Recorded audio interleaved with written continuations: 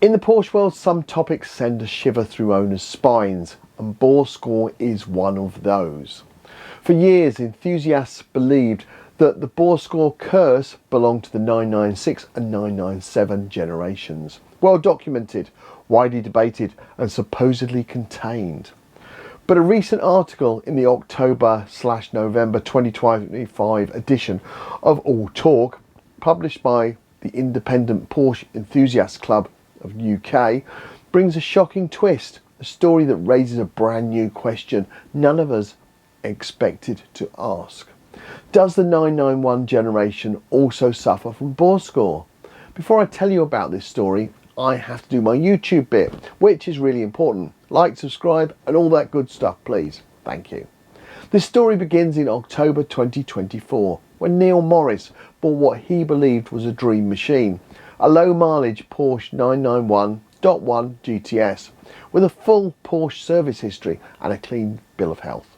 He originally considered a 997, but was advised by a friend to avoid that generation due to its well-known susceptibility to bore score. So naturally, he looked at the newer 991.1 generation, a model widely believed to be immune from the issues. And with the dealer he purchased his car from assuring him that the 991.1 never suffered bore score or other common engine faults, it seemed like the safest choice. A little extra money for peace of mind. Easy decision, many would think. Apparently, he was even advised against an extended warranty. But it all turned out to be a huge mistake. Just 8 months later, and only 1,200 miles into his Porsche 991 ownership, disaster struck. The car suddenly lost power while cruising. A misfire on cylinder 6. Neil assumed it was something minor, maybe a coil pack, but after replacing parts and digging deeper, things became far more worrying. The spark plug in cylinder 6, supposedly replaced only a year before at a service, came out with a melted electrode. And that alone was bad enough. But looking inside the cylinder told a truly horrifying story. A borescope inspection revealed a hole burned straight through one of the exhaust valves and severe cylinder wall scoring. Not just cylinder 6, but signs of scoring in nearly every cylinder, with another majorly damaged one found in bank 1. This was no isolated scratch, no innocent mark. It was full-blown catastrophic bore score, and all in a supposedly safe 991.1 engine. For context, here I am as a 997 owner whose car has sailed past 100,000 miles with no bore score at all. Yet this newer, supposedly improved engine suffered a level of internal destruction you'd expect only from the earlier generations. Neil sought answers. Porsche dealers and specialists were pessimistic at best. Some said the engine needed complete replacement. Others blamed an aftermarket exhaust, a theory Neil quickly dismissed as nonsense because freer flowing exhaust reduces back pressure. It does not increase it. Worse still, Porsche Germany no longer supplies refurbished engines for the 991.1 generation. Prices to repair were spiralling towards £20,000 plus for a rebuild from scratch, a figure I paid personally for my own 997 12 months ago. Eventually Neil took matters into his own hands, sourcing parts, investigating the cause, and even appealing to the Porsche community for help in repairing the engine himself. He also discovered companies in the UK and USA exploring potential solutions for scored 991 cylinders, though nothing fully supported or factory recognised as yet.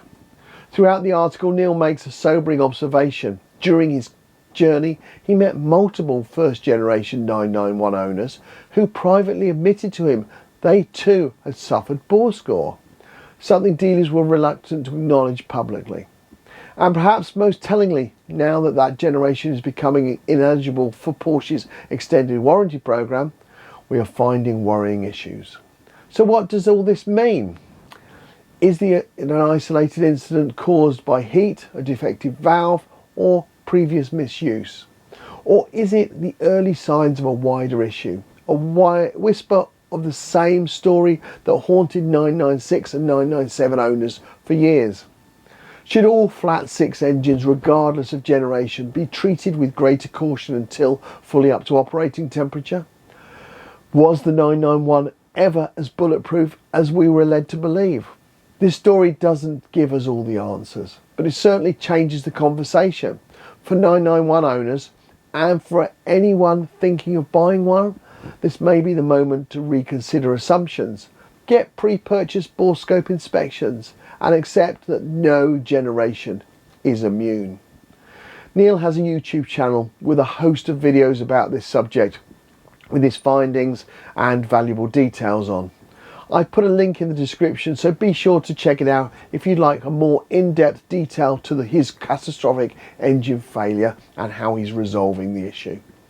At the end of his latest video, Neil suggests that 991 owners follow these following rules, which I think defeats the object some of them do of actually buying sports cars. His first suggestion is go with the lower output engines, 3.4 or 3.6 versions.